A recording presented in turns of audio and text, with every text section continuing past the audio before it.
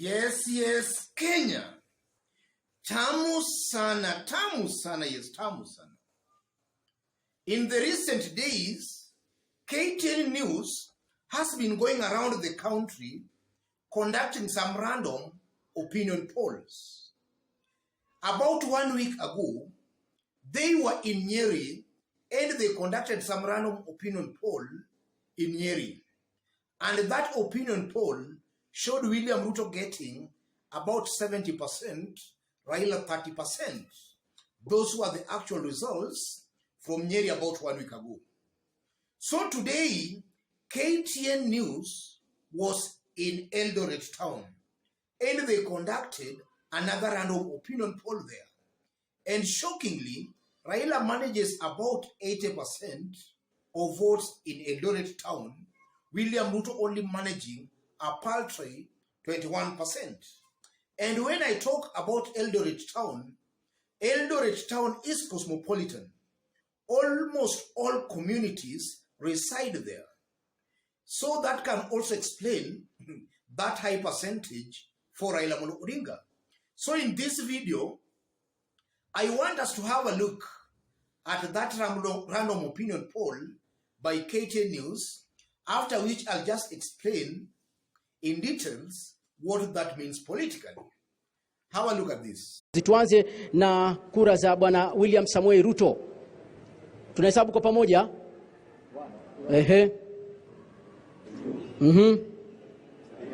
William Ruto kapata kura zake 3. Haya, upande wangu wa kulia Raila Odinga. Jamani, sauti wa Kenya wanataka kusikia. Alafu 3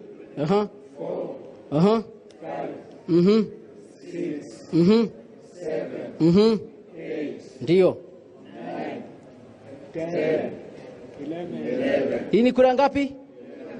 Haya, kwa hisabu za rahisi sana za klasi cha kwanza hiki. Upande huu William Ruto amepata kura 3 na bwana Azimio Raila Odinga amepata kura 11. Nadhani hayo ndio majibu ya Wakenya kutoka hapa Eldoret leo, ikiwa tulikuwa. Yes. For those who know Eldoret town is cosmopolitan. You will find a Luo there, a Kikuyu, a Kalenjin, a Kisi. You will find a mixture of tribes in Eldoret. So that opinion poll, in my considered opinion, out of those 11 who preferred Raila Odinga, you might find a Luo there, a Kikuyu there, a Kalenjin, a Kisi, or any other tribe. And then if you look at the 3 who preferred William Ruto, I won't be wrong to conclude that you will find either a Kalenjin or a Kikuyu out of those 3. And I'm saying that based on opinion polls that have been done nationally in Kenya. In those national opinion polls and their scientific ones, they are showing clearly well Raila beating William Ruto in 6 out of 8 provinces. William Ruto only managing Kalenjin Rift Valley and parts of the mountain. So I won't be wrong to conclude that from that opinion poll, we can see clearly that Raila's support cuts across the country, while William Ruto's support is only confined to some sections of this country, Kalenjin Rift Valley, and some sections of the mountain. And I still remember when William Ruto was still the area member of parliament, at that time, Eldoret town was under Eldoret North constituency, and William Ruto was the area member of parliament. And as results were trickling in during those days, if at all they started with the town areas, the likes parts of Eldoret town, William Ruto was largely being beaten in the town areas. And what used to help William Ruto in those previous elections, when he was the area member of parliament, were votes in the rural areas. Because a majority of votes in Eldoret North constituency at that time were from rural areas. So when you bring all the rural area votes and then you combine with the town votes, William Ruto used to win Eldoret North constituency seats. And that's what largely was helping William Ruto. And also I still remember during 2010 referendum, the yes and the no, William Ruto was on the no. Raila Odinga, Mwai Kibaki, Uhuru Kenyatta, and these other people were in years. And I still remember when results were being relayed in Eldoret North constituency, where William Ruto, the leader of the no, actually came from. Results were showing that actually the yes side was winning in Eldoret North constituency, William Ruto's home constituency. It was only after results of the rural areas actually came in that the no side overtook the yes side in the 2010 referendum.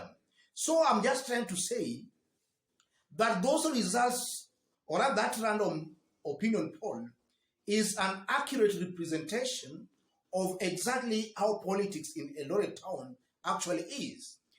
A good majority of other communities residing in Eldoret, be it Luya, be it Kisii, be it these other sub-tribes, they likely prefer Raila Amolo Odinga as opposed to William Ruto.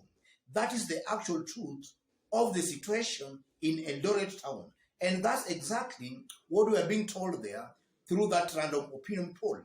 And likely it shows again that William Ruto has not yet reached that stature where he can actually brand himself a national leader. Because in my own understanding, a national leader is a leader whose support base cuts across the country. But in the case of William Ruto, you are only finding William Ruto's support base confined in his Kalenjin ethnic community and also in some parts of the mountain. But the mountain vote is a little bit tricky. That is a support base that can easily dump William Ruto anytime. It's a borrowed support, a support that largely will depend on how Uhuru Kenyatta will play his politics in the remaining 4 months. If Uhuru decides to aggressively campaign on the mountain against William Ruto, then serious damage, he'll actually cause William Ruto some serious damage there. And that's largely why we are seeing William Ruto and his foot soldiers pleading with the president not to actually campaign for Raila Amolo Odinga. Because recently, William Ruto was actually begging the president not to campaign against him on the mountain. Because I know if the president starts his campaign on the mountain, William Ruto will suffer a very big political blow there. And then from that random opinion poll, I'm also persuaded into believing that maybe we are seeing a repeat of history. Because in the past presidential elections, we have seen in Kenya, a candidate contesting for the presidency for the very first time, previous results have shown that that candidate tends to get votes only from his ethnic community, if at all is lucky, unless you are supported by the government. Musalia Mudavadi in 2013 actually tried his luck in the presidential race. He never even managed to win his western backyard. Uhuru Kenyatta in 2002, even though he was being supported by the government, it was his first time anyway. So Uhuru was lucky to get votes maybe out of Kikuyu, his ethnic Kikuyu community. Raila Odinga tried it in 97. He only managed votes in his Luo community. Kalonzo tried it. He only managed Kamba votes. Ngilu tried it. She only managed Kamba. Michael Kijana Wamalwa tried it. He only managed votes for maybe largely Bukusu. So you can see clearly that a candidate in Kenya contesting the presidency for the very first time, that candidate tends to get votes only from his ethnic community. And I can also see that kind of a situation repeating itself here.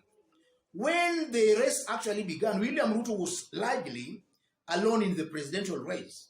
And opinion polls were showing William Ruto winning in all 8 provinces, including Nyanza.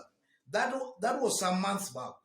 And when now Raila Odinga actually declared his candidature, or as time was going by, you find that those opinion polls started now showing the true reflection on the ground.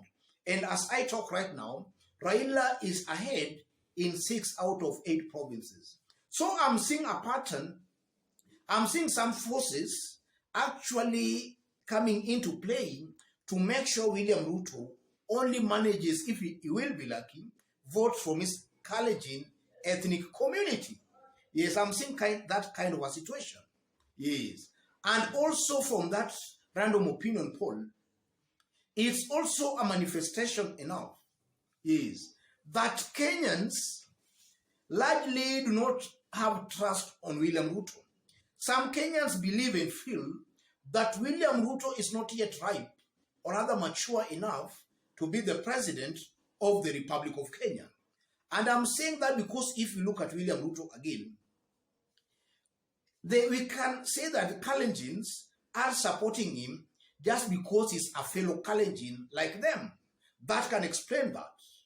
And then on the mountain, the ones who are still supporting William Ruto, they are supporting William Ruto out of hate for Raila Odinga, a hate that had been sown over several years since Jaramogi fell out with Kenyatta. So you can see the mountain supporting William Ruto. They are holding on to the kind of hate, the bad ethnic politics that actually existed before.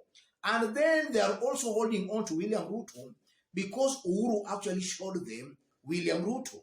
But I'm seeing a high possibility where if Uhuru Kenyatta will go there to his people, to talk to his people, I'm seeing the ground shifting from William Ruto to Raila Odinga.